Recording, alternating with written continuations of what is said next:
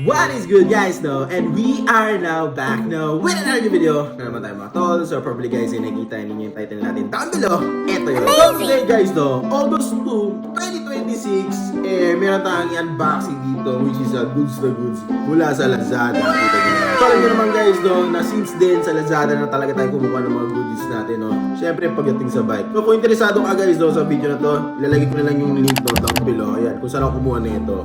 Okay? Ito guys, no, very quick unboxing review lang, no. Actually, nakapag-review na ako ng item na to, no, before. So, probably ayan. So, ito, ibang kulay lang kinuha natin. So, syempre, ceramic pa rin to, boy, no. Okay? So, ito guys, no, unboxing na natin itong bad boy na meron tayo dito. So, meron tayong good thing dito. Ayan.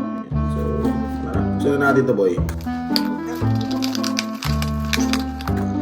Oh, yan. So, natin, ayan. So, okay naman yung packaging nila. Yan na, bukas na boy. Hindi naman tinipid sa ingredients. Siyempre, meron tayo itong yan, certificate. So, ano naman yan? Mga certificate of attendance to. Yan, tabi natin dito. Tapos, yan, wala na. So, tabi muna natin. And yung mismo packaging. So, naman, very secure to boy, no? At, eto na boy. Okay, so meron tayo dito, Hassan, na ceramic bearing, no? Actually, ito ay isa sa mga pinaka-importante parte ng bike, no? So, merong steel, merong ceramic, pero kinuha natin ceramic, no? Una, syempre, mas maganda. And also, matibay naman. Somehow. So, ito na guys. Ayan, wala nang kung ano man dito. Ayan. Tapon natin. So, ito guys, meron tayo itong Hassan. Mga goods na goods yan. Uy! Ayan. So, kita mo naman, ayan. So, ceramic na diameter. Kung makikita mo, diameter 24. Kasi, meron tayong caliper tayo dito. Sinikot mo yan. 24. Digital pala itong ano ko, pero minumanual ko. Amazing! Tingnan nyo naman yan, no? Color purple. Kasi lalagay natin to guys, no, dun sa ating canto bar. Kasi color purple yung team niya. So, tinitignan ko ngayon dito, yung kinuha pala natin before was Meroka na ceramic bearing. Actually, wala namang naging problema doon. For a couple of years ko nang nasa akin yon. With proper maintenance, tumatagal pa naman, no, sa ngayon. Probably, nami-maintain ko lang talaga siya, no, nagagamit ko lang sa maayos. Madalas, ano ko lang naman talaga siya ginagamit pag nagsi-city ride ako and also pag umaahon ako, pag weekends na antipolo. Pre, no, itatanong mo ko kung pwede ba gamitin sa mga gravity ride o enduro. Hindi ko pa masasabi kasi hindi ko pa siya nagagamit. Pero for me, goods na goods talaga pag ceramic bearing, lalo na pag ahon talaga or, you know, na pagkalsada lang. Ang sarap niya ipa-jack and also syempre malambot. Okay? Ano, gumagamit pa naman ako ng Shimano BB52, which is yung steel bearing. Okay naman siya, no? Goods na goods lang. Siguro trip ko lang talaga siyang palitan ng bagong ceramic bearing. So ito guys, so ito mismo yung hubs niya. Ayan siya. Kitang-kita mo niyo naman. Goods na goods siya. So nakalagay dyan yung Hassan ceramic bearing na 68 yung ano niya, yung lapad niya. Ayan. And also yung diameter niya 24. Tanggal ba to? Yun. Tanggal naman guys, no? Yan. So bahala ka na kung paano mo siya ilalagay. And kung makikita mo, yan, may ano naman siya dito, may parang rubber seal, yan, para hindi pasukan ng tubig. Yan. Okay, kabit mo lang siya. And other one. So guys, do kung paano technique, no? Ay, by the way, meron pala akong ano dito.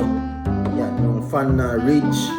So, actually, ito yung ano natin, fan na ridge. So, naano ko na rin pala to guys, so na-review na. So, kung ano man yun, lagay ko na yung link to down below. Ayan, so, probably dito, nakikita nyo naman.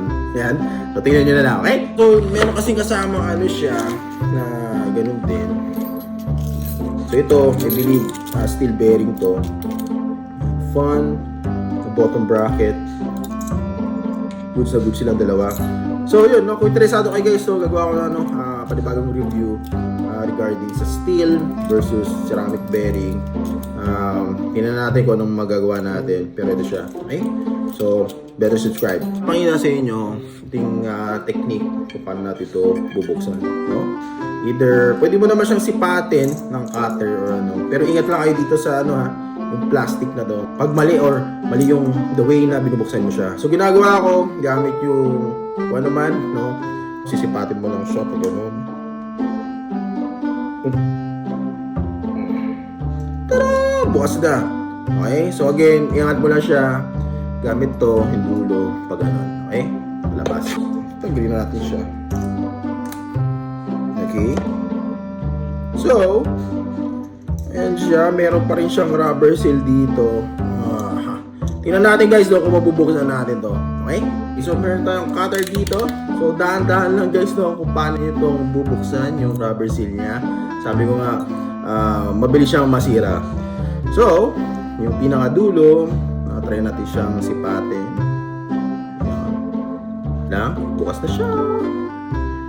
Alright. Yan mismo yung pinaka-bearing niya. Kung makikita mo. Medyo... ano ba to? May parang seal ba to? Parang may seal pa ata. Yeah, may seal pa siya, isa. Yo! Tingnan natin. Ano lang. Ayan yung itsura niya. Yung pinaka-bearings niya. Ayan. So, masasabi ko bang ceramic bearing ba na legit yan? Or steel bearing? I don't know. So, yun yung itsura niya. So, kung mapapansin ko guys, may parang light grease lang siya dito. Ayan. O kasi ginagawa ko, like, simple lube lang o lubricant. Pinapatakan ko lang siya dito. Ayan, goods na yun. Pero kaiba lang kasi sa steel bearing, yun, kailangan mo siyang grasahan. Dito sa ceramic bearing, low maintenance siya, goods na goods. No? Sinasabi nila mas tumatagal. Pero dahil nga, very chupipay lang tong ating ceramic bearing, hindi ko alam no, kung tatagal siya ng sobra. Okay? Ayan. So, ito guys, ito na. Pinakita ko na. Ayan. So, kung makikita nyo, medyo gumalaw yung mga bearings kasi tinanggal natin ito. Parang holder niya. Ayan. So, babalik na natin siya. Away again and again. Ayan na guys. So, muna ibalik na natin siya sa tamang pwesto. Yeah. No? After so many years. Tapos ito, ibalik na natin itong plastic cap. So, again, ingatan nyo to. And, nasa yung rubber seal natin ito. So, ito. Balik mo lang siya with yung nails. Kung gamit yung daliri mo, yan, kung makikita mo, ginagawa ko lang. Maririnig mo siyang nagpa-pop in. No? Tapos ito, kabit mo lang. Okay. So, yan. Kabitan natin. Yan. Okay. Goods na siya. Malambot na. Sana all. So, tingnan natin, no, yung weight. Itong Hasan, no, na ceramic bottom brand. Let's go. Okay guys, so ito yung ating mahiwagang timbangan. Ayan, so set natin sa 0, 0. Ayan, so ito guys yung Hasan's ceramic bearing. Sama natin itong spacer. Ayan siya. So, let's go. Oops, down. Ayan, so it's around 102 grams. 102 grams no para sa ating ceramic bearing. Tignan mo naman yan guys, goods na goods yan. Woo!